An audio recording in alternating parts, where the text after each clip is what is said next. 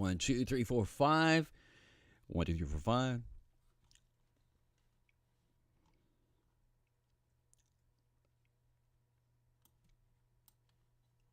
Check. 1, 2.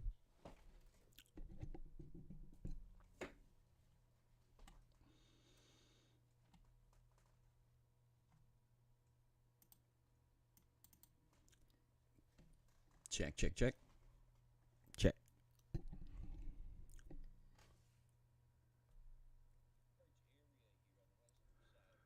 1, 2.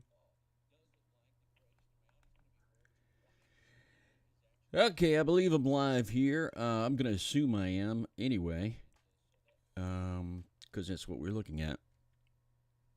And we are following the weather for you across this area here, where once again we're looking for some resolution to what took place over the past 24 hours, much of which was making its way across the central sections of that area, if you will. It was up and above the Great Lakes. That's one of those regions there that we've been watching for the last couple of days that we knew had the potential to produce a big-time weather event. And I think that was the case as everything kind of moved along here into the short term. And now that we've reached this hour, we have some unprecedented numbers that have been taking place as far as, you know, how much was really put down here into this area over the past 24 hours. Well over, 5.5 feet or so, and maybe in some cases even getting up into the 6-foot range as we've basically seen. So nonetheless, that's pretty much what we're looking at right now.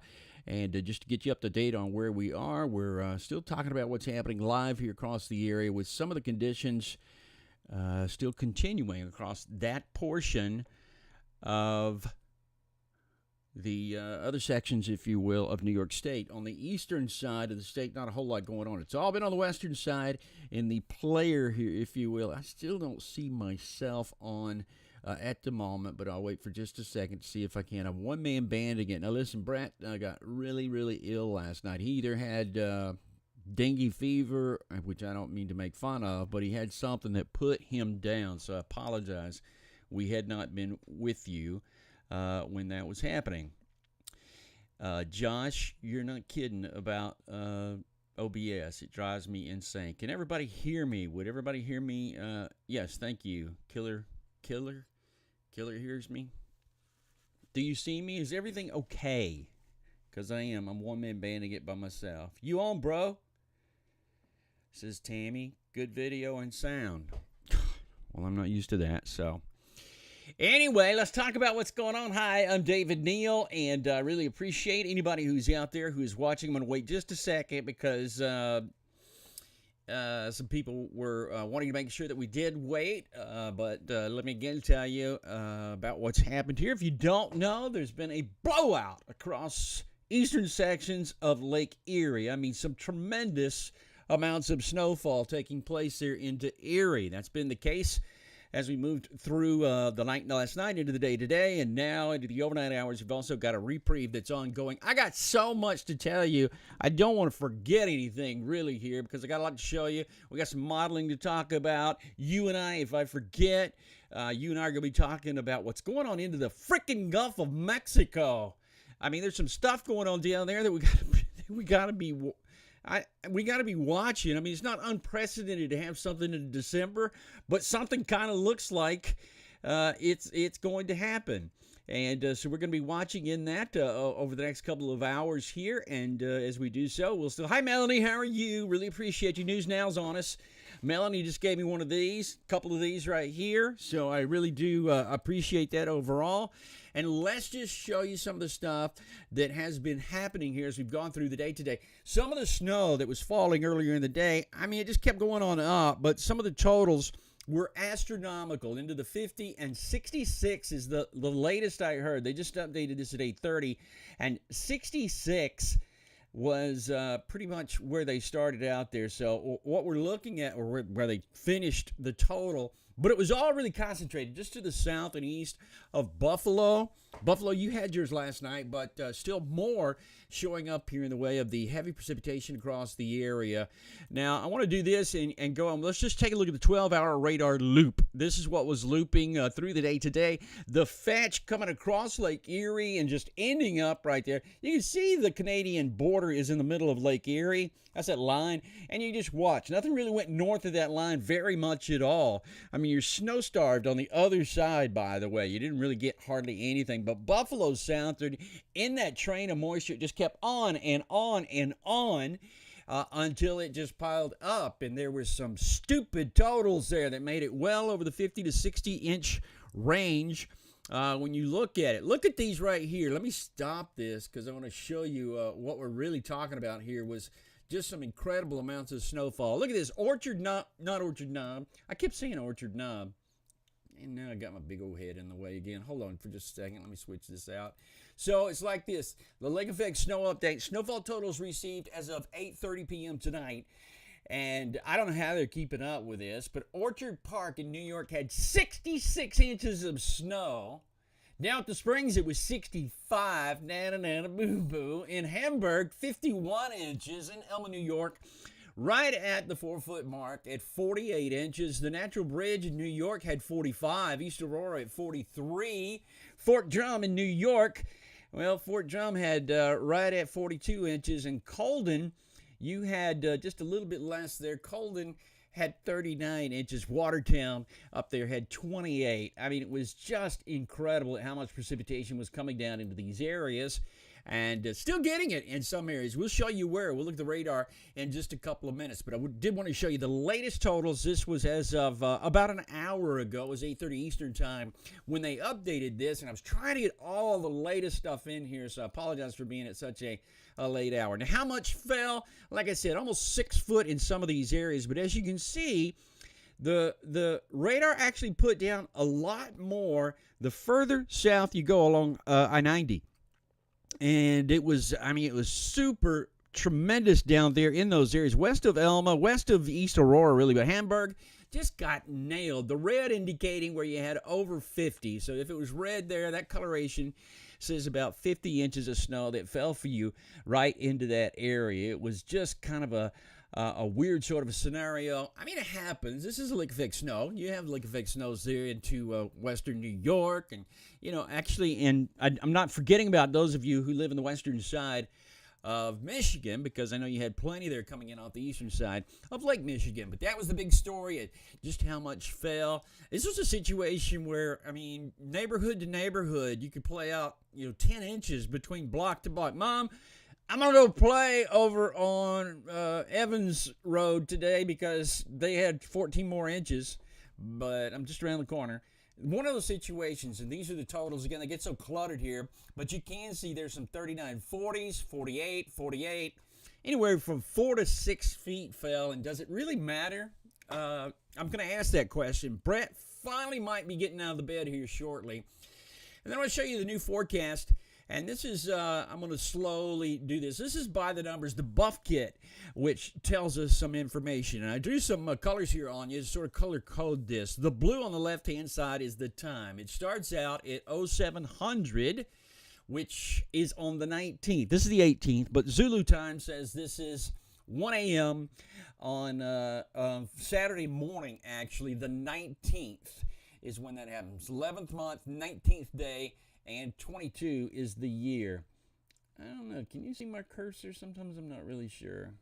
My cursor shows up here. But anyway, that's the blue line. So we're starting at midnight tonight and going on down through. And we'll end up, there's midnight again on the following night. So then on the pink side here, is it pink? It might be pink or fuchsia. We got the actual temperature being forecast. So at midnight tonight, top line, midnight tonight. Looks like midnight tonight, we're still seeing the bulk of the precipitation down there. My volume's getting lower. I'm talking a little bit away from my microphone. I apologize. Here we go. So the pink line is the temperature. And you can see we got 29s, but it starts to fall because the cold air really starts to entrench and get in on this just a little bit more. So we're kind of looking at that. and talking about what is happening here. Now, the yellow line, I drew a yellow line, highlighted this yellow line, this first one on the left-hand side. That is going to be snowfall. And it just tells you when it should be precipitating and what form of precipitation that would be. And right now it says snow throughout. There was a mix of rain and snow earlier. And then just a little bit further on the right-hand side here, a little bit, tells you how much.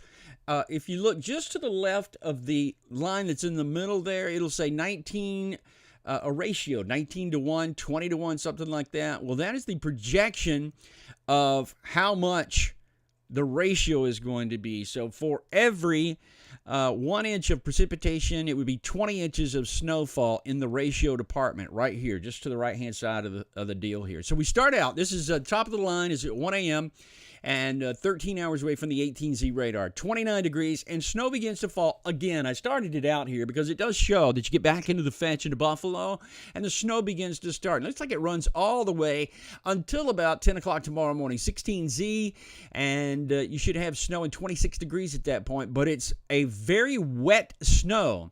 Right now, the projection is 5 to 1, so that is not a dry snow. That means for every 1 inch of precipitation, we're producing that 5-inch, it's normally an inch will get you 12. Well, this is about half of that that's showing up at this point. I'm sort of showing you, I want to show you this because I use some of this stuff when I'm coming up with a forecast. And over here on the right-hand side of the page shows you the equivalent snowfall in yellow. That's what we're looking at. The amount of liquid precipitation, the 0.03 of an inch there, that's per hour.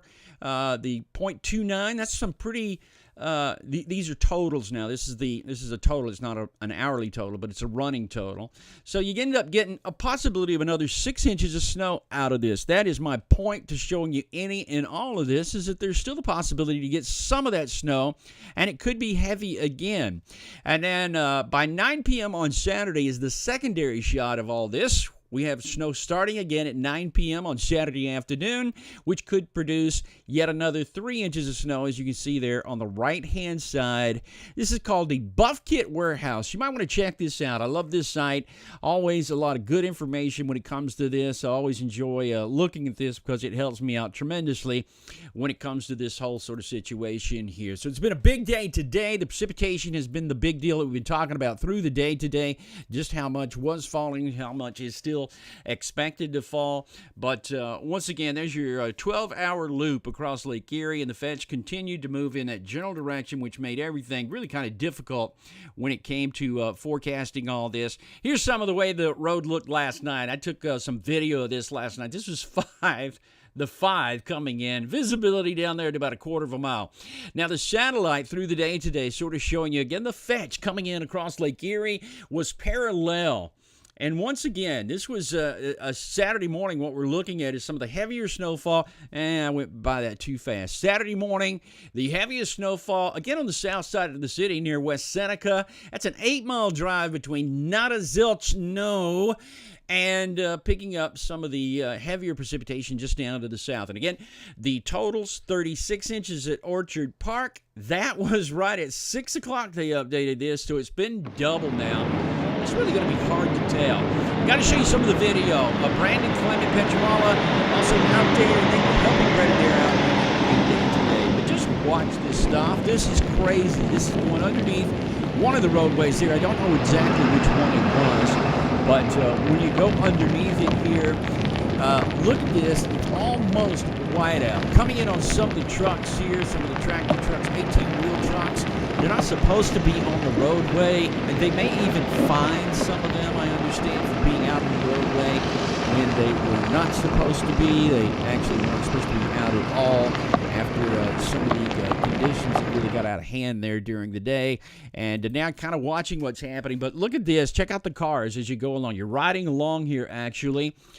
You were riding along. I'll get you back into that in just a couple of seconds. But the big picture says that was some really nasty stuff coming through there. No reason why any of that would let up as far as melting or anything like that really quickly. I don't think that's going to happen into the short term. I think it's all really just going to get quite a bit worse as we go along. Let's do some forecasting here, and then I'll answer some of your questions. Brett is out and about. He has his voice is so like, he sounds like Michael Jackson. He's like, David, I'm sorry I can't be on with you tonight because I've got a really sore throat, and so that's what he sounded like. A little, just maybe a little bit like Michael Jackson there for a time or two. So here's what we're looking at again. Let's go to the live radar. Let's talk about what's happening live right now, even as we speak, and out over the Great Lakes and into the area here that is Buffalo. Still, you have a ton of moisture coming in. I got 250 frames. Let me put 30 on there and put this into motion, show you what I'm talking about. Overall, we're still looking at the heavy precipitation coming in from the south. And, what is that? Are those, there's an artifact here on the radar. Maybe one of you can help me. Is this a wind? Are these fans that have ice on them? I don't know what this is right here, this artifact that's showing up on the radar, and I didn't do any kind of, research into that. But it's a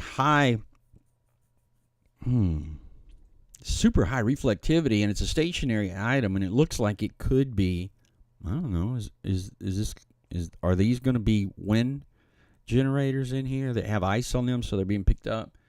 Does anybody know about that? Anyway, I could find that out, but I'm live on the air right now, and I didn't see it before we went on. But we go down to the south here, and we follow the track of moisture again. That line, the Canadian border, helps us out with movement because this is something I always used to do, is draw a line and see if the stuff was moving north of the line, and it's not. It's moving just parallel to the lake now. The upper level wind and everything else that is with it is kind of moving in that direction as well, but it's dry to the north of that, so no big deal, no harm, no foul. You get back over here to Buffalo? Not yet. But see, we were looking at the model, and what was it saying? It was saying at midnight Eastern time, the stuff was going to show back up again. And shiver me timbers if it's not coming back in on the south side. The heavy precipitation has already started, but the modeling looks like it is going to be true and bring that stuff back in, because right now we're looking at we're looking at almost 10 o'clock. Within 2 hours, the precip will be back into Buffalo. See? I showed you that. I showed you sort of my cheat sheet there, which sort of spells it out for you hour by hour.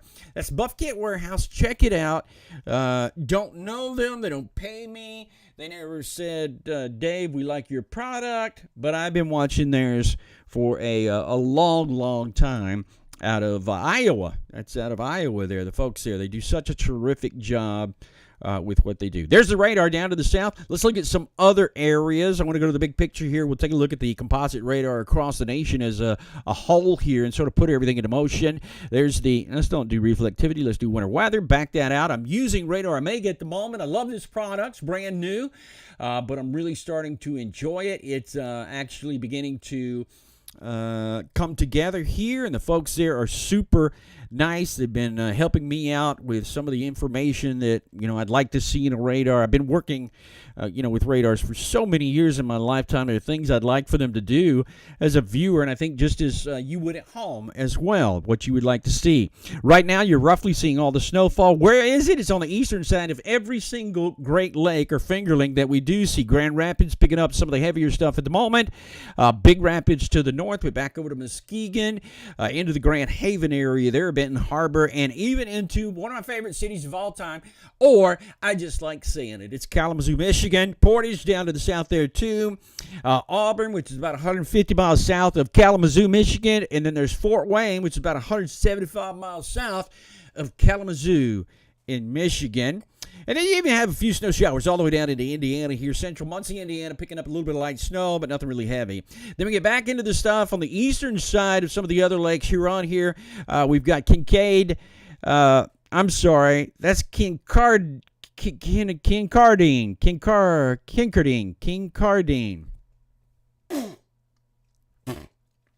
Blew it. I don't know what that is. Kincardine. Somebody let me know. That's just horrible. I'd like a smoother color table for it. So those were wind turbines. Well, it just made sense that the wind turbines would probably have frozen stuff on them, if not snowfall piling up. Normally they try to keep them turning. No, I've worked with the company. I worked with some of the companies out of, we actually did forecasting for a few of them up in the upper Midwest, and they kind of like to keep them going. I don't know what the deal was there. Right now, the radar still shows you the big fetch. It's north of Erie. It's not snowing in Erie at the moment, not any longer. It's right in the middle of the lake and does not come on shore until, bam, right there at 90, Hamburg, back over to East Aurora and beyond. Then you get a little bit further on to the east, and you can see it kind of weans off there just a little bit. But Lake Ontario, we got some more up here. Watertown pounded. I mean, you get pounded there in Watertown. I don't know how much, but it's got to be like bucket loads. I saw Watertown. I saw a total for you there a little bit earlier. It's a lot there. I know you got a ton of precipitation there earlier in the day today. And then down to the south we go. A little bit of light snow coming into western Pennsylvania. Over to Fort Wayne, you still have that light stuff that's ongoing there. And then the big picture says there's some snowfall here in the northern sections of South Dakota. Got a little bit of stuff going on there near Aberdeen and that Watertown that's sitting right there on the interstate as well. You get over here to 29, going up and down the road, a little bit into North Dakota. Fargo, picking up a little bit of light snow on the north side that's coming southward. And just some scattered showers and stuff. Not a whole lot happened in and around Denver. Boulder had like 10 inches. I did see the National Weather Service in Boulder reporting 10 inches of snow is what you had there. It was coming down near Estes Park and the rest of the area. And just as we thought, we knew there'd be a few snow showers into the central sections of Oklahoma. This is out toward Norman, and we do have some snow falling here at the moment. We'll look at the local radar to take a better look at this out of Norman, Oklahoma. TLX is our radar site here. And once again, still looking at the fact that some of the heavier precipitation is just off north of the city. But coming in here is some lighter snowfall from time to time. Just how light? Super light. The composite was completely overdoing it. It fooled me, probably you, because this is nothing but a few scattered light little snow showers coming in from the western side, moving across the city near El Reno, the Edmond area, and just a huge, gigantic tease. We got temps into the upper 20s. It's 28 or so there at Moore, Oklahoma, 27 into Norman, and quite chilly there across much of that area. The rest of the precipitation, boy, that was just a huge, gigantic tease by the composite. I'm so not happy with that. It had already moved out over to Tulsa, it looks like. Let me see if the Tulsa local radar picks up on that just a little bit better. INX is the radar site there, and it does not say anything. Why are we still doing 250 frames? I don't want to do that. I want to go back to 30, put that into motion again to show you what's happening here. X out of that. Try to do all this. KINX, high reflectivity. Let's go winter weather. And now put that into motion. 1, 2, 3. We're going to wait here for just a second, see what happens here. And is it running? Well, that's just, I don't know, the composite radar. I didn't even see the time there on the composite radar. Perhaps it be old. Let's go back to it for a second, because normally I want to find stuff with a composite radar. And so right now, this is, I can't say this on the air, but I think I can write it. And now we got some stuff going on down into the Gulf of Mexico. And so what we're looking at here, this stuff is rounding the corner. The Gulf of Mexico has been just crazy, insane. And I apologize. I meant to look at this last night because the old storm Lisa, it's really hard to prove at this point if the storm was still kind of hanging around. The original low-pressure center was still hanging around, but you can see there is some precipitation still out there, and I'd have to probably look at the satellite imagery and sort of trace some of this behind. But now you got your southern stream of moisture really starting to pick up along the Gulf Coast. And so as it does so, it's just bringing this blob like this. So that's going to bring rain back into the southern sections of Mississippi, Alabama, perhaps as we move on into Saturday and into Sunday. And I got to tell you, I still saw this, 4 days ago. I saw severe in the forecast for Thanksgiving Day across the deep southern United States. And I don't know if you remember, but climatologically speaking, if there's any place to get severe weather this time of the year, it's in the South, in the southern United States. It's kind of trivial to say this, but it's the clash of seasons. It's where the temperatures still want to be warm, but there are now cold air masses that are coming in from the north that change that, and temperature gradients, differentials, and that kind of thing can start the severe weather season off with a bang. There's some rain here just southern Louisiana. Looks like down near Port Sulphur, Houma, Louisiana, and just south of there, some of those areas down here looks like near Jean Lafitte into the Chalmette areas, Jean Lafitte and Belchase. You got some of the precipitation right there at Jean Lafitte. I kind of like saying Jean Lafitte too. And that's going to be just to the southwest of Lake Borgne, and the rest of that area, some cloud showers, thunderstorm or two, maybe even offshore at this point, coming on by, swinging on by through the rest of the area. Go back down here to the south just a little bit, and there's some other stuff. But let's talk about the Gulf of Mexico. Let's look at what's going on right now with our satellite data down there and see what it tells us. I think I got a Gulf of Mexico product here, actually, that we can look at. The Gulf of Mexico into the Caribbean. And the Gulf of Mexico has been, down the southern part of it in particular, it's been pretty nasty still. And if you look at it, there's still a curvature here that I think it belongs to Lisa, that old storm that moved through a while back that does not want to stop just yet. I mean, this thing's been super persistent and still is with the amount of cloud cover. It's arcing. It's arcing right here, which tells me again that means there's some kind of a low maybe down to the south here that we'd still be following and looking at. In fact, there's several. If you just look, do this. Just squint just a little bit, and if you squint and you look at it, it still looks tropical. If you kind of look at it like that and don't overdo it, don't ask for too much. But look at all the cloud cover all the way down here through the Caribbean. It's still really cloudy into the northern portions of Colombia, Venezuela.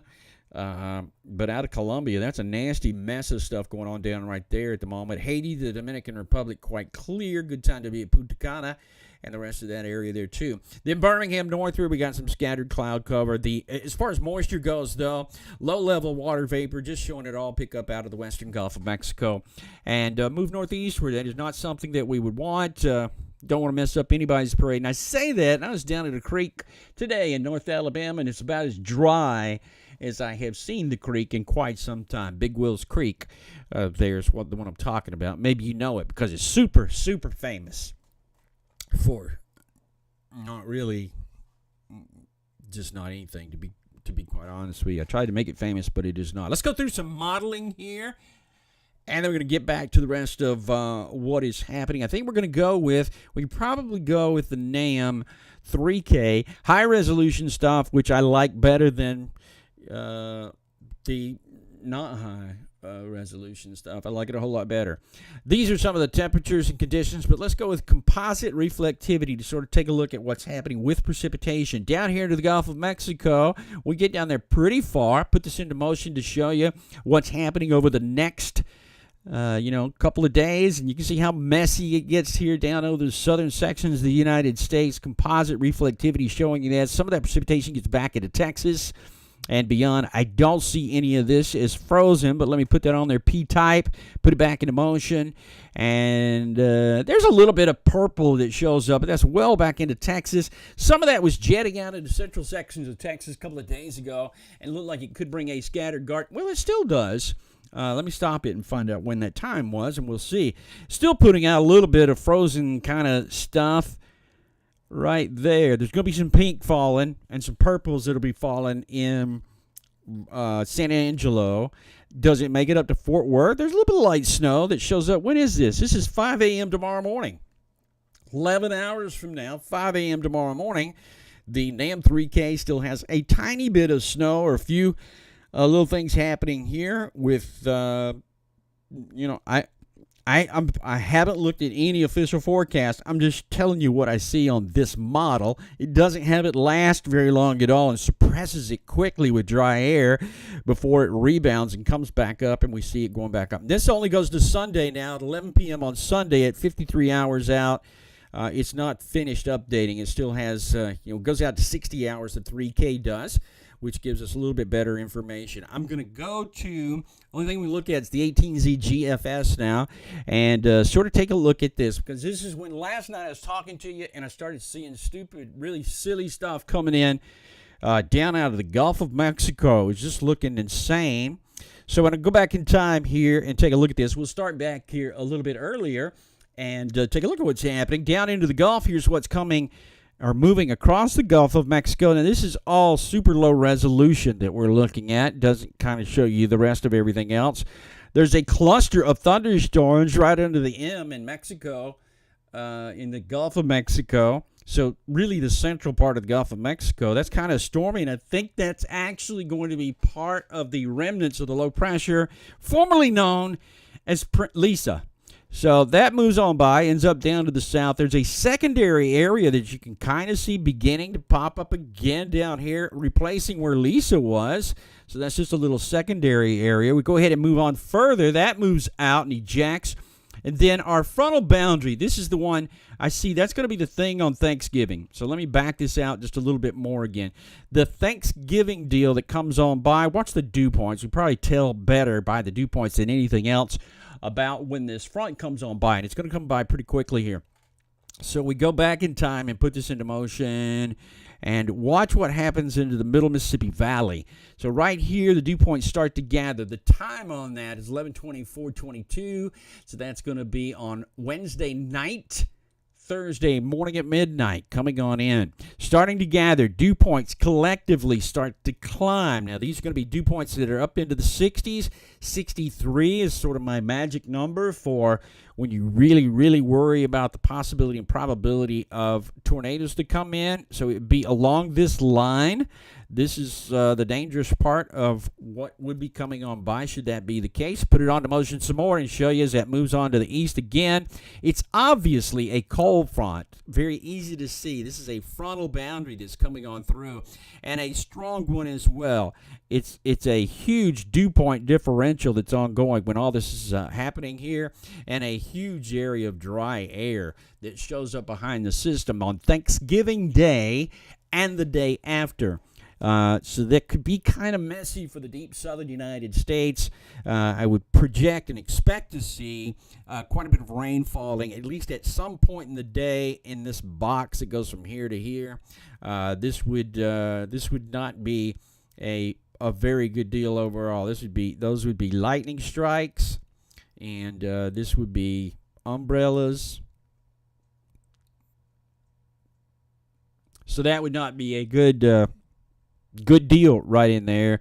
And even where you see the little crux of everything right here, that's where severe weather would still be. We'd have big thunderstorms right at that point where we have the dew points that are going to be so high. So we just have to kind of watch as we move along. I don't think any of these parameters are going to show up very well at this point. Cape is getting on up there. You see it coming out of the Gulf of Mexico, and it really just depends on how far the availability of moisture goes as to how much instability that there would be. But there is some right there over Alabama. This is going to be 3 p.m. on the 24th on Thanksgiving Day, coming across I-55, maybe into the western side of Birmingham at that point and beyond. And I just want to say we know. We saw that days and days ago, so certainly we will be keeping an eye on that, as we will also be keeping an eye on the Gulf of Mexico, because watch what happens here. Let's see if it's still going to happen. The old front. Now, a lot of times when you get the opportunity, the chance to have a winter kind of a situation turn into a tropical situation is when a cold front goes southward. This one you can see is headed into the Gulf of Mexico. This old cold front that goes southward. It goes way, way, way down here. Now, it's eventually going to stall because it no longer has the push of high pressure coming in behind the system. So it will definitely stall across here. And this would be what we would call a stationary front going back in the other direction. But watch what happens here. Let me keep going forward. And I think we generate a low pressure about Jamaica. Yeah. Look. Now, this was what the model looked like last night, and I'm watching it again now. This is the first time I'm watching it. This is the 18Z noontime GFS. Watch Jamaica with me. Watch Jamaica, Montego Bay, and watch what happens. I go forward 219 hours out. That's going to be the 27th, which would be the Thanksgiving weekend. Montego Bay. Do you see anything happening? I see a flare of thunderstorms there. And what? The whole thing's kind of rotating. Right there near Jamaica. So a low looks like it's trying to form along the old frontal boundary. Low pressure looks like it's trying to form there near Jamaica. Look at that. Got a little C showing up there. At least into the short-term forecasting. That says to me there's turn and spin. What is that? That's down near Jamaica. What are these things coming into the thing? What's all this? Look, this is outflow. This is telling us those are feeder bands. Get out. Is that a feeder band? If Brett knew I was doing this to his channel, he'd have a fit.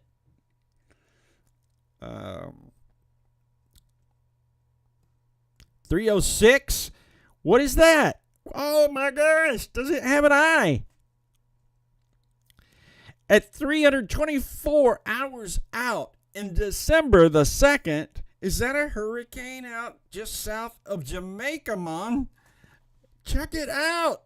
Look where it is right here. There's a center. Oh my gosh.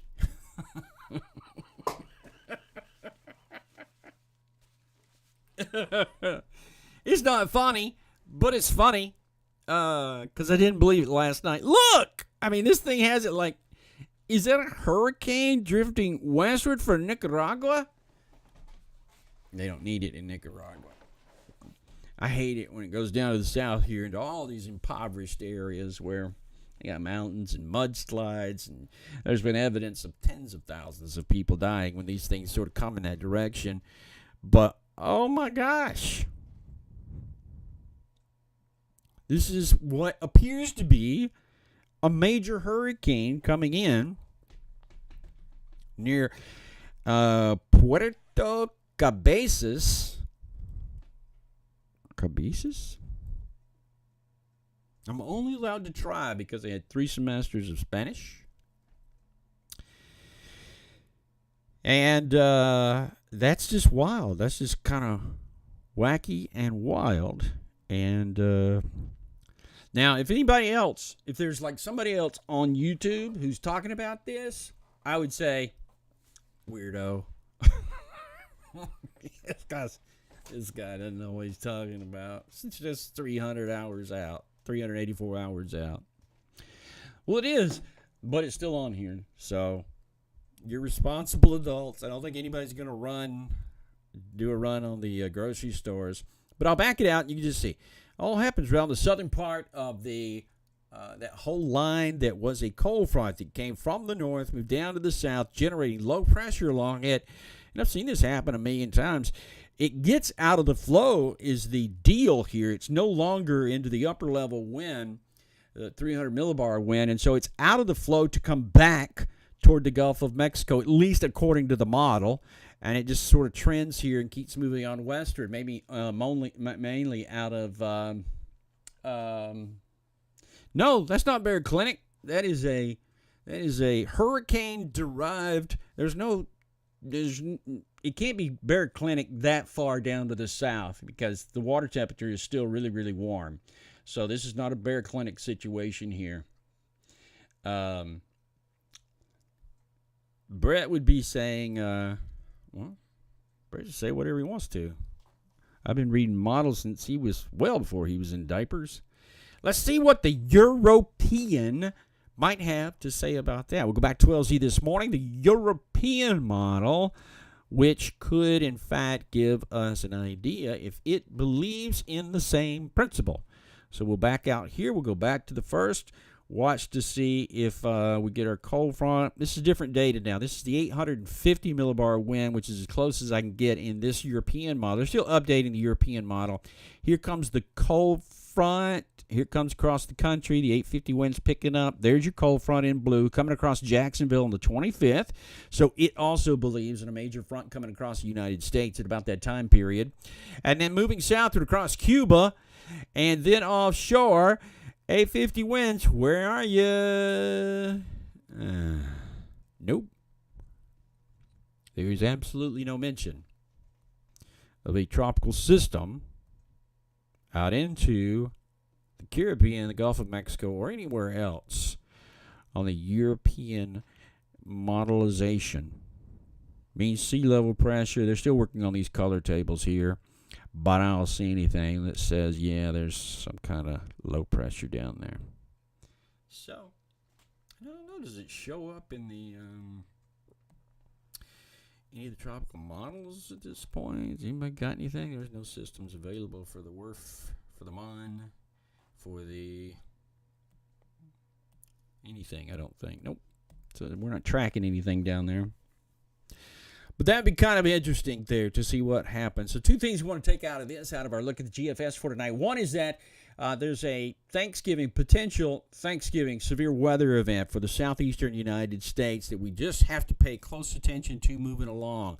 Somewhere, I think in this area here is where our greatest possibility for severe is going to be. Climatologically speaking, that matches up very well. This is the 24th, 25th around Thanksgiving Day. I have seen this over and over again, and still really looks like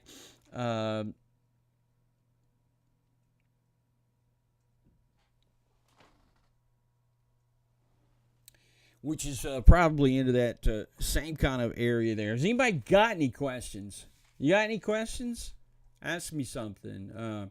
Tell you what, if you ask me anything, I'll tell you anything personal. If you want to know something personal about Brett, I'm giving out that information for tonight. It is Friday night. This is called Happy Hour between 9 o'clock and 9:15 in Central Time. So I'd be glad to give you all kind of information. Any kind of information that you might like about, just about anything that you might want. This hat is, again, older than probably 90% of you. I got this at Florida State University in the 80s. Back into the 80s. I don't know who Clifford Johnson is, but I'm not supposed to have that up there, so hold on.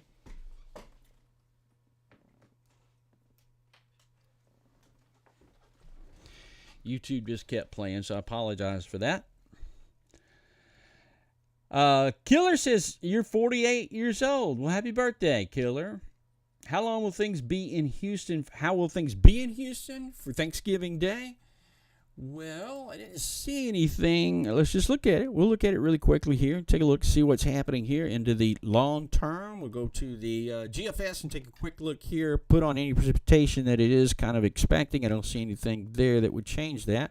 But let's go. We're looking down into Houston, Galveston area. Houston and Galveston, Texas. Now, there's rain there that's coming in. Even as we speak, there's some rain nearby, isn't there? Showing up on the radar. We'll look at that. But it's raining into Galveston tonight.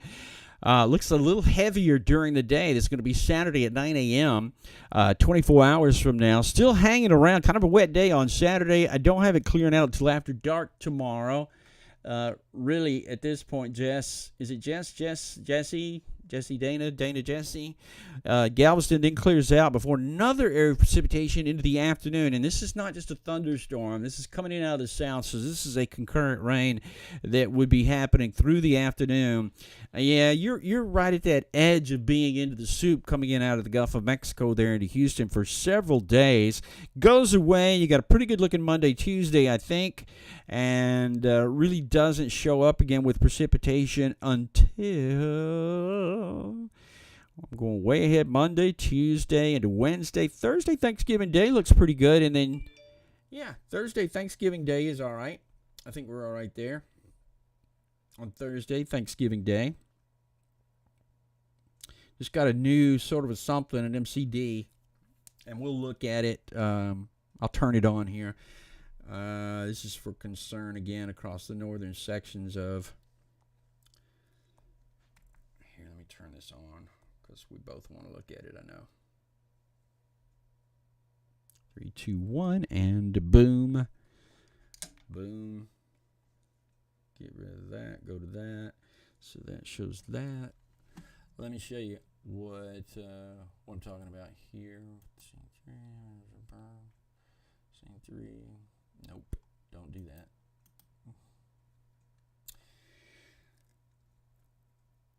Don't do that. Let's try this. Nope. Can't try that. I'm sorry. I'm doing this on the air because I am by myself.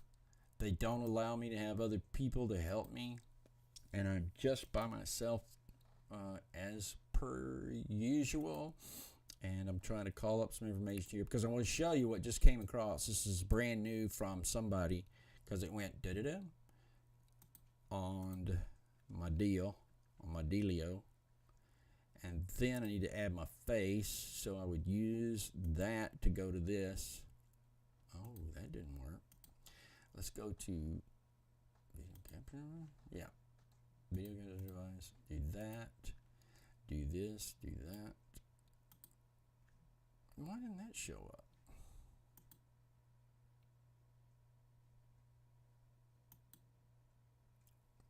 What?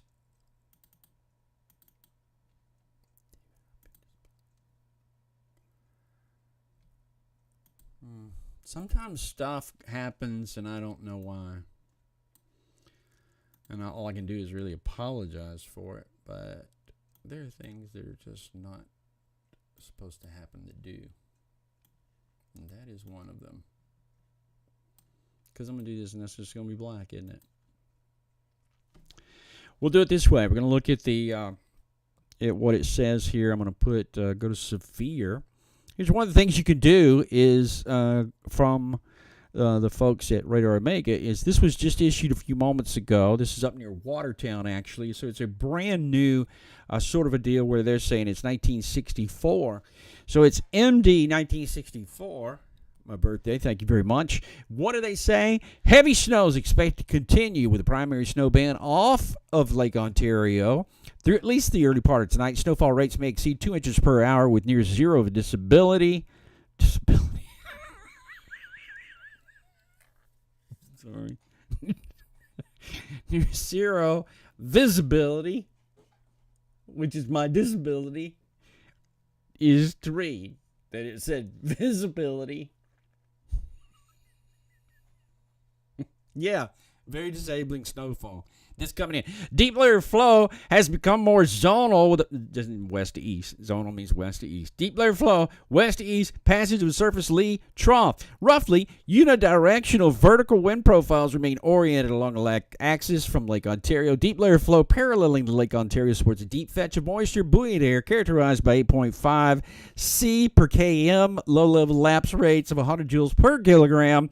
SB Cape as such, convectively driven bursts of snow are likely to continue within the broader snow band throughout tonight with snowfall rates exceeding 2 inches an hour. Somebody said last night it was 6 inches per hour. Bless him. Snowfall rates may reduce visibility near zero. It's you can't get 6 inches. About all it can put out is about 3 or 4. If it's just like dumping, if it's a diarrhea kind of a just snowing as hard as it can snow. Can I say diarrhea on here? It is just puking. Puking's the word I was looking for. I apologize. Puking's probably all you can say. Are there YouTube police? I know there was. I've been in local television on a network all of my entire life, so I know I don't really have to watch everything that I say, although I do. So I'm trying to do that because I'm a good guy. I don't see anything. I don't know what they're talking. What are they talking about? Oh, they're talking about it coming back, and you can sort of see the fetch again starting to show up here west of Watertown. That's what they're talking about. Here it comes back. So it's like whoop whoop whoop. Here's a watch kind of a deal that's coming up. Now look at these temperatures. It's 36 degrees right now in the northern part at CWQP. I don't know where that is, but it's on the northern part of Lake Ontario. They got a 36-mile-per-hour wind now, gusting to 45 miles per hour with snow pretty close by. But you can see it even mixes with rain out here near the Canadian-American border, U.S. border right here, Lake Ontario. You can see there's a little bit of mixed stuff going on there. at the moment. So kind of looking at that. Then coming on shore here near Sackett's Harbor, it's cold on land, but right here where you're on the water temperatures are still warm. Now listen, yesterday these water temps were into the 50s, and we know that because we were looking at live buoy information out there, and I want to do it again right now to see how much maybe the water has cooled off, because it likely has. The water's been churning up here. We've had a lot of high wind that should cause it to churn, at least cool from the top down. Right now, the buoy out here in the northern part of Lake Erie says the sea surface temperature is down to 48. It takes so much longer for for water to cool than it does to warm. So the water temperatures, they don't change just in an hour or two. Especially when you're talking about deep water like this, the 2 or 3 degrees it has fallen since yesterday is significant now. The air temperature is at 33.9. The air temperature could never go below freezing out here as long as the sea surface temperature is still almost 50. It's impossible for that to happen. It'd have to be I don't know. It'd have to be really, really, really bad. There are 8-foot waves out here, by the way, so that's a nasty Edmund Fitzgerald kind of a looking deal right there. And if you look over here, you can see water temperatures are now down to 46, and I think this was 52 yesterday. This is going to be much shallower water. It's going to cool off much quicker into the shallows than it is into the deeper areas here. The wave height is 5 feet. The air temperature is sitting there at about 40. No, the air temperature is 29. See, the air temperature is 29 and the water is 46. The dew point's at 23. And look at these wind gusts, 35, almost 36 miles per hour at that buoy there at the moment. And this buoy is yellow, so that means caution. 8 p.m. it reported on the 18th, so it's pretty much up to date, more or less.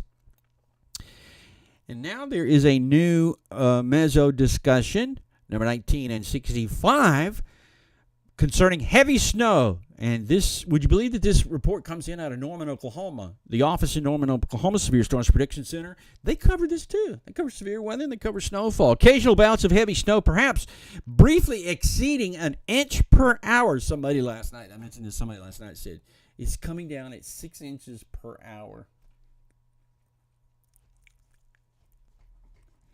Definitely not a good day to be out there fishing for walleye. What's not a good day to be fishing for walleye? Especially if you load them up with lead egg weights. Maybe you know what I'm talking about. That still makes me sick, by the way. Have you seen that? The dudes who cheated fishing, which, I mean, that's like a drop down from murder. If you cheat, and the dude was standing there weighing in these walleye. Let me tell you what happened. Walleye fishing tournament, they're all weighing it in. These guys had won hundreds of thousands of dollars over the last couple of years at fishing for walleye. And the guy, the tournament director, he starts feeling one of them, the belly. They come in, they're dead fish. He starts feeling, he goes, what is that? That's kind of hard. He's got like an aneurysm or something going on in his belly there. Needs a stent or something. So he squeezes it, huge lead egg weight comes out. And then he starts pulling them out, and there's like 5 or 6 egg weights that come out.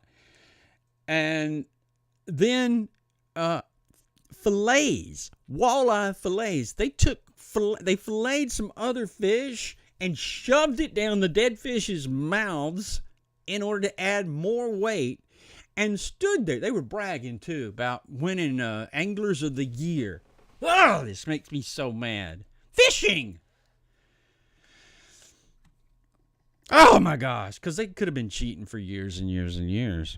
And if I'd been second place all those times that they were cheating, I'd get my money's worth somehow.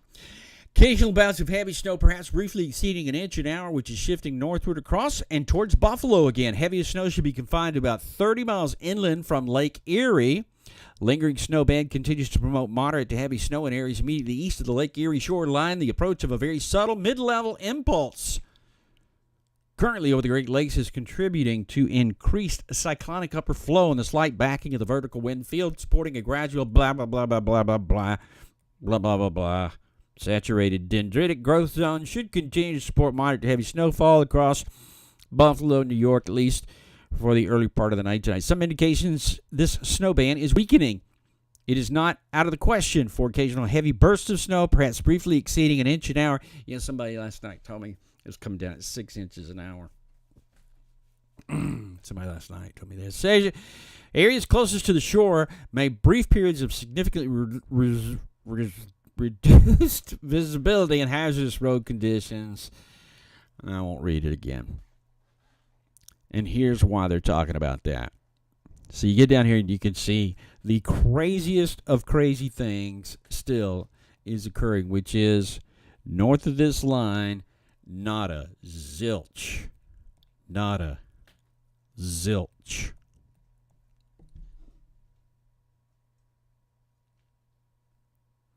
Down here,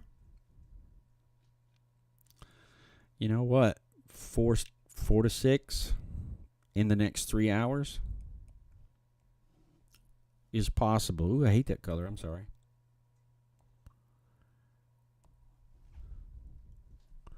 So there it is, coming from the southwest to the northeast. This is just insane at how much snow is still falling in Hamburg and Eden, and right here along the lake now. It's incredible at how much is probably falling here. This is just sort of a nutty sort of situation that still continues on. What does the model say? We're going to go quickly and look, just so you can say you saw it. This will be the HRR model, which updates very quickly and rapidly. And if you look at it, the precipitation type, it's still there. This is initializing here at the 9 p.m. hour, and I'm put it in motion forward. I think all of the data is actually there. 9 p.m. We go up to 10 p.m. If I have my finger on it. 10 p.m. Let's just look at Buffalo proper. I don't think I can draw on it, can I? Not at the same time. I wanted to draw a line to see if it went past Buffalo, but I can't do that. And, yeah, I can. All right, so there's Buffalo. Does it go north? Does it get into the city limits, or is it all going to stay down to the south? Oh, there it is. By 1 a.m., it's pretty close to being back up to the Niagara River. That's the Niagara River that goes in there, that goes over Niagara Falls. And the Buffalo River is south of there. It runs a little bit further south. And there's heavy snow coming into the city. It's not coming all the way into the city. You can see it's going to be like super-duper light stuff around the river and just to the north of Buffalo, and then really picks up right there a little bit. And that white right there, the white area that shows up, that's indicative of the really heavy 2 to 3 inch per hour kind of snowfall. And remember, we looked at the model. Line by line, we went through the model earlier, and what did it say? Starting at midnight, it would pick up and go through the night and be heaviest right about here at 5 a.m. And that's when it looks like the bulk of that goes. Then it kind of lifts northward, and the heavier stuff is north of Buffalo before this happens. What is this? Now there's some warm air trying to show up. This is going to be a freezing rain, sort of a sleety sort of a thing that starts, not sleety. That would end up being like a,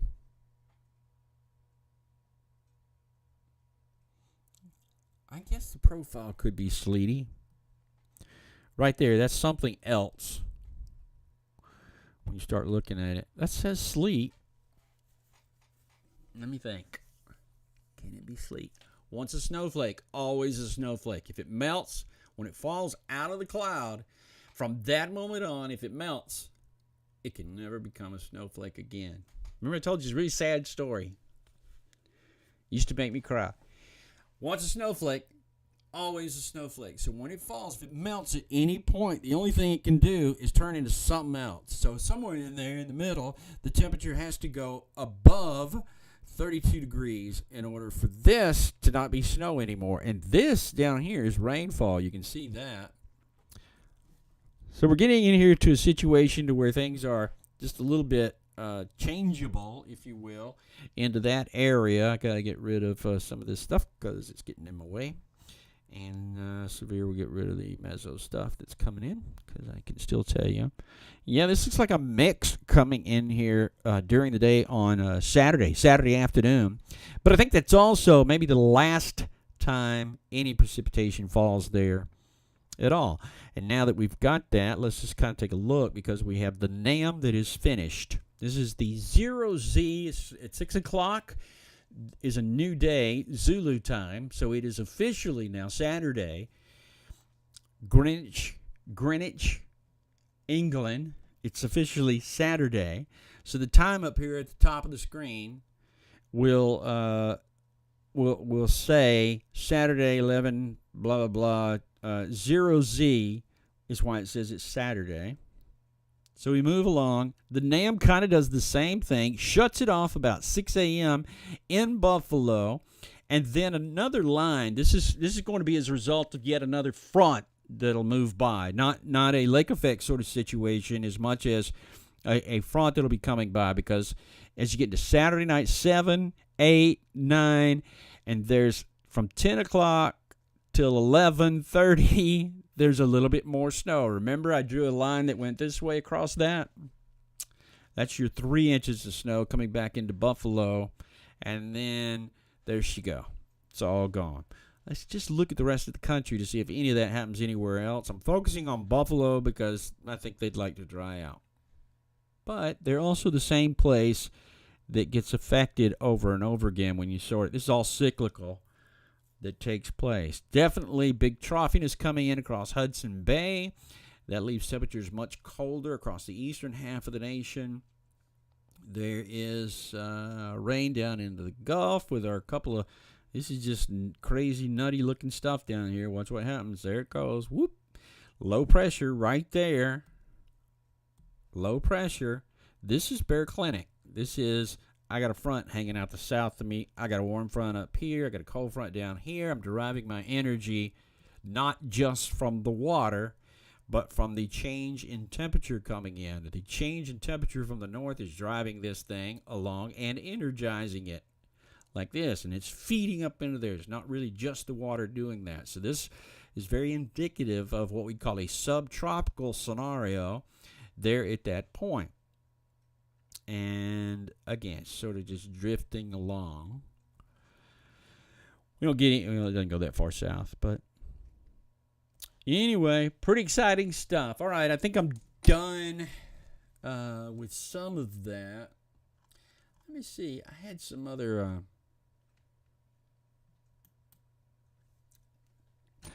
Let me show you something. But I gotta have me full in order to show you this, because I got some great video again from today to show you that came in just a little bit ago from Brandon Clement. And watch this. Clement and Petramala took this. That gentleman's got a four-wheel drive. Hey, I got four-wheel drive. I can get out of that. He's even got his four-wheeler in the back, which is kind of what you do. Now it's like, I'm not going to go. You go. Well, I'm not going to try it. You try it. Well, I got my shovel with my Subaru, and I've got my little rake that you used to get up Penny's poop with. You see him look back like, I didn't do nothing except clog the entire roadway. And I'm sorry, but without sort of a medical emergency,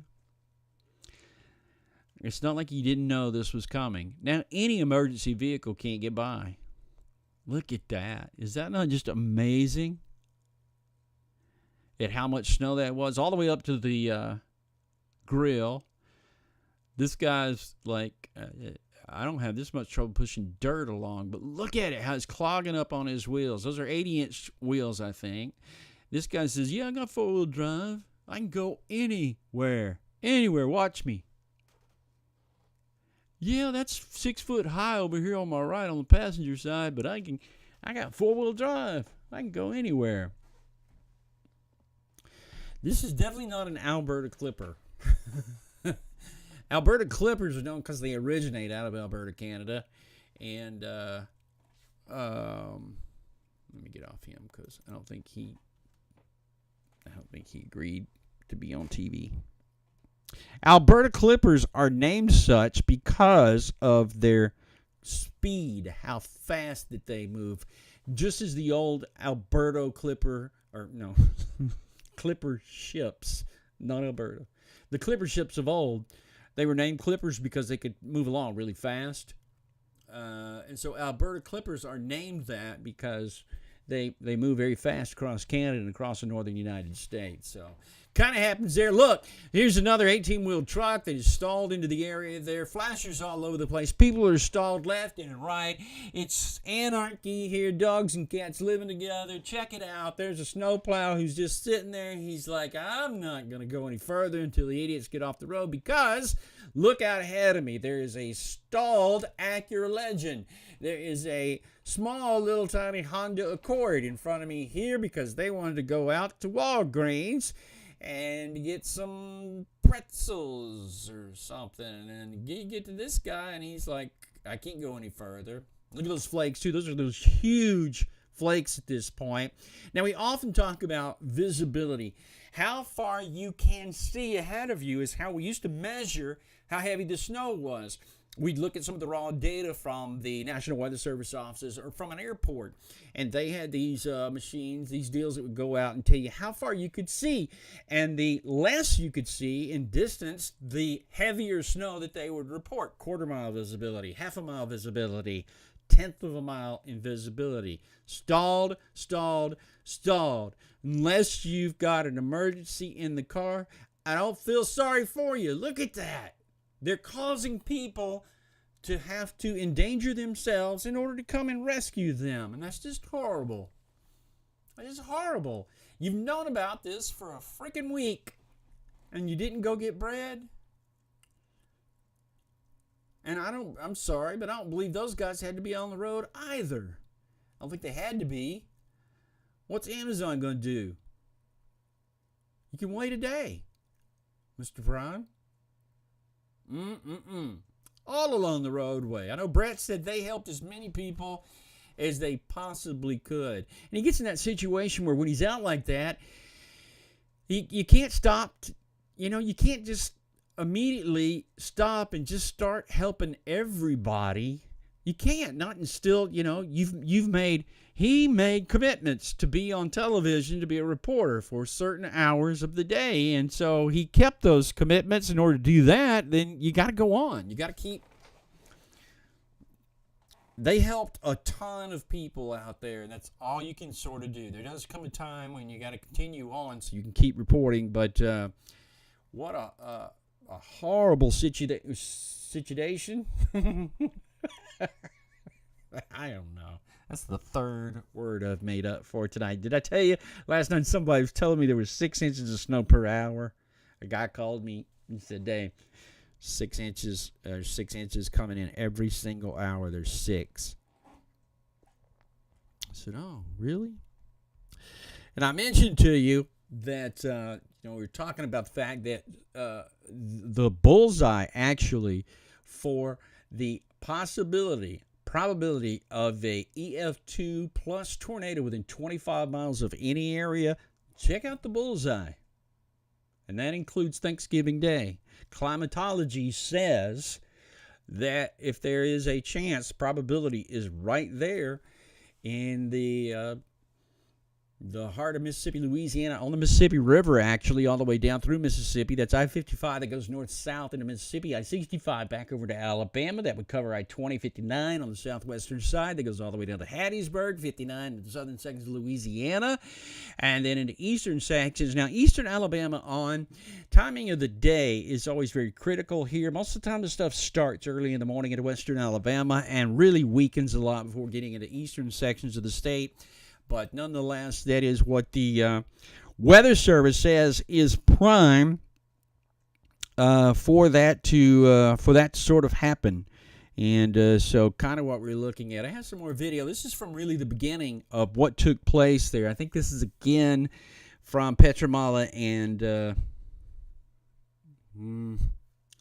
and Brandon Clement, who have been helping Brett Adair so much during this situation. Brett got sick, but his family helping family. He couldn't keep a lot of his commitments, so they were definitely helping him out of this whole situation into downtown Buffalo there at this point.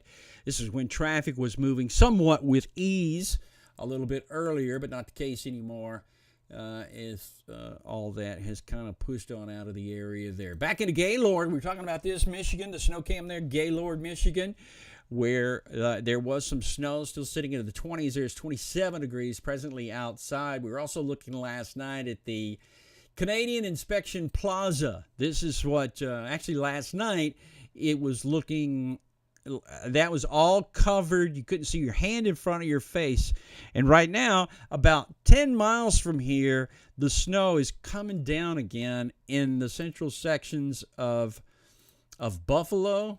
I mean, it's coming down really, really hard again. Let me see if I can find a place where I can see. This is Route 5, where not a whole lot of traffic. I don't know if the camera is live, if it's working there that well at the moment, but that's what it looks like. And down on I-90, this is what it looks like as well. I do see some traffic trying to come in there from time to time on I-90. The saving grace has been that as soon as it let up, a lot of this melted pretty quickly. This is Route 33 coming in on the western side, with the temperatures hovering right there at that 35-degree mark.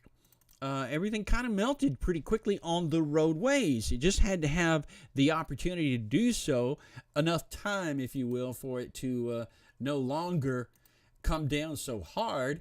And so as a result, things began to change there a little bit. Again, some of the video from last night. This is from the wee hours of the morning. You can see how hard the wind was blowing at this point, coming across the lights there near Buffalo I-90 and the Waterford Peach Street area is where this came from.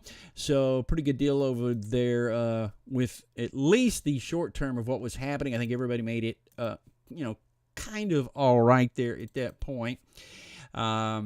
And the byline says, winter is here. It sure is. Check it out. There's all your flow coming in. Back into Buffalo again on that western side. In particular, I can show you it's coming in hard here on I-90. And let me see if I can do this. I-90 right there near Buffalo, but not any further. You can see it's not. This is the Queen Elizabeth Walkway, Queen Elizabeth Highway. I don't know. QEW roadway. The Niagara River. This is Niagara Falls up here along I-90. When you get in this area, you can't see any of that I'm pointing at, so I'll quit. But absolutely, yes, indeedy, winter is definitely here. Let me get back on this before I show you something I don't want to. This is... If some of you got to see the other night, I brought my chicken on with me. My chicken's name is Penelope Penny, and this is when I found her back during a snowstorm, January the 16th of 22, and she looked like a bluebird at that point. She had nothing on her. She was just a rail, and now Penny is roided out. Check her out right there. She looks like she wants to fight. She's a lover, not a fighter, and she eats as if she were a pig, and you can see she's grown. She's doing well. I would go get Queen Elizabeth Way. Thank you. Mexican. Hello from West Virginia. It's the Deer Slayer, 9 point. You got a 9 point? Penny the Magnificent. We call her Penny the Magnificent. Queen Penny. Sometimes we call her Queen Penny. If you missed it the other night, she went to sleep on my shoulder while we were on the air here. Pretty incredible thing. She's been with me, like I said, there for almost a couple of years now, and she's been a great pet. She's been kind of easy to deal with. She, let me see, can I show you this? This is like me pulling out my wallet and saying, here, let me show you some of the pictures of my kids. This is her. She likes to scratch and, look for stuff.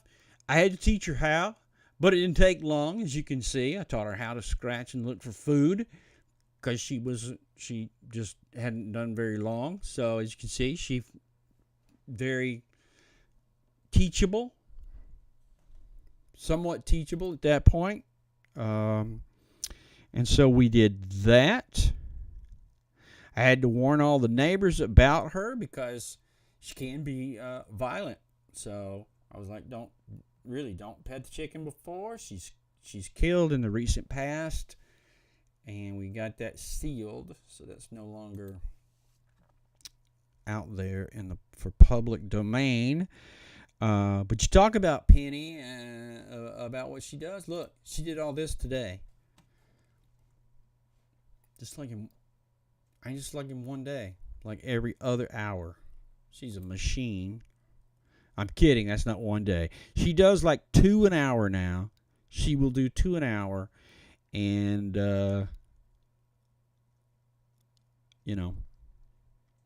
that's plenty for me. And this is how I found her. I'm going to start doing TikToks. So this is how I found her, and I had to coax her into, I had chips. I had some sun chips. You can't see that, I don't think. Let me do this. This, if you're wondering, and I guess many of you are wondering, Dave, how do I catch a chicken? How do I catch a chicken back at my house? How do I check? Here's the way you do it. You have to say, here, chicky, chicky. Here, chicky, chicky. And you have to have some of those golden sun chips. And so there she was. And I was like, here, chicky, chicky. Here, darling. And she came over. Watch her come running to me. I hold those out, and she just comes running over to me, and we do a little. It's like one of those movies where we come together and we kind of hug. Oh dang! That part must not be on here anymore, I guess. But yeah, this all happened while I was live. I was live in Monteagle Mountain, up there covering a huge snow event, almost 6 inches of snow that was falling there on Monteagle Mountain when all of that happened. And then she came home with me, and it's all been super great. The whole thing has been super great. I'm not going to say she doesn't do some on occasion. It gets a little bit, some stuff, accidents do happen, and she's sort of trained, but not sort of trained. But she's also, watch this. If you want to see, this is the miracle of birth. I think I can show you this. The miracle of birth. Watch this. I don't know. Maybe this grosses you out, but I think this is cool. Watch. Ah, bam! And you got scrambled eggs. That's how it all happens. And then, if you know nothing about chickens, you know the way they bathe themselves. This is the way that they actually bathe. It's called dirt nap, and she gets down in there. It's a dirt bath, but I call it a dirt nap because she looks like she's asleep. Actually, I can say, play dead, Penny, and she kind of does this right here. But we were just talking about last night. Somehow that dirt makes her super clean, and she has no odor at all. The cats, when they have a problem, they stink. And when she does, she's fine. She no smeller. I don't see any questions, people. And if you don't have any, I'm going to go for now. Because we're almost up to the 10 o'clock hour here. As it's 10:50 now in Eastern time, so we're definitely up on the 10 o'clock hour, 10:50 Eastern time, and 9:50 the Central time, back over here in the central part of Central time zone. That's what we're looking at here.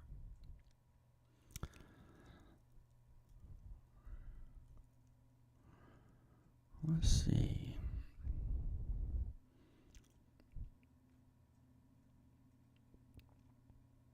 Okay. And one last thing. Hope I can show you.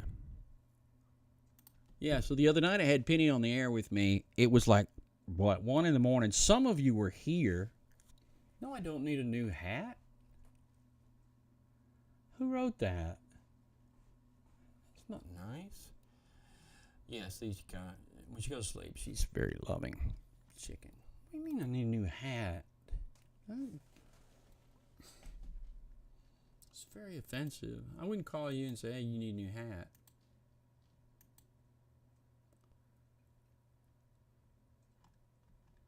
It doesn't make me want to do this anymore.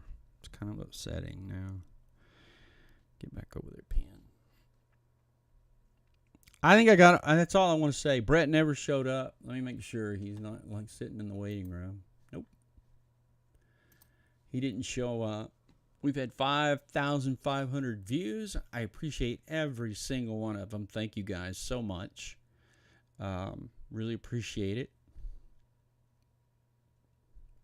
5,500. The average viewer, it went up and it peaked. Wow, at 9:40, and then everybody said, I don't want to see you anymore. And kind of checked out. 128 people right now. But thank you. Heath, I don't know a Heath. Heath told me to say that. I don't know a Heath. If he's telling you he knows me, he's a stalker. I've got a lot of stalkers. A guy named Heath who used to write me from prison. It's possible. So if it's prison Heath, I'd be careful if I were you.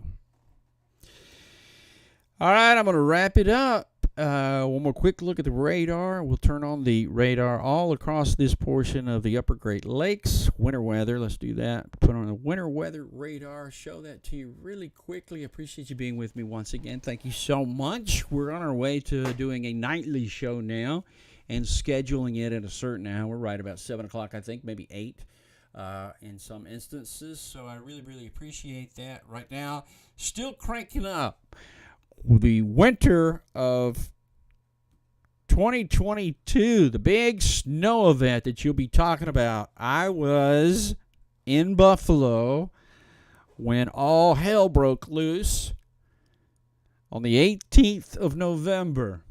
I know exactly where I was. And right now you can see the precipitation is coming right back into Buffalo from the south and to the north. The heavy stuff looks like it's going to continue on northward. As we get into the next couple of hours, you'll be able to see that on radar imagery as we move along. If we had, I don't have anything live though. None of those cameras are looking like that at all. This is the live camera down at the Peace Bridge where the inspection plaza is, and I don't see anything there indicative of heavy snow falling at the moment. We watched this area late last night. It was so covered up in precipitation. The other one, the other camera, we're watching two cameras. There's the other camera. Guess what happened there? And throughout the city, we've got, at least conditions that are visible. I don't see anybody on that roadway, so either people are off of it or it's closed at some point. There's a vehicle on the roadway right there, somebody traveling along who will probably call to get some help a little later on. And that is it for now. That's all I see of what is going on. I'm meteorologist David Neal. I'm reporting to you from the great state of North Alabama and for Live Storms Media Television. I appreciate you being with me. Thank you so much. And stay here. We'll have some more for you. I think I sent out an update today. I'm not really sure. But for the moment, that's what we got, and I do appreciate it. We'll talk to you again really soon. I'm going to say goodbye. Coming up in 5,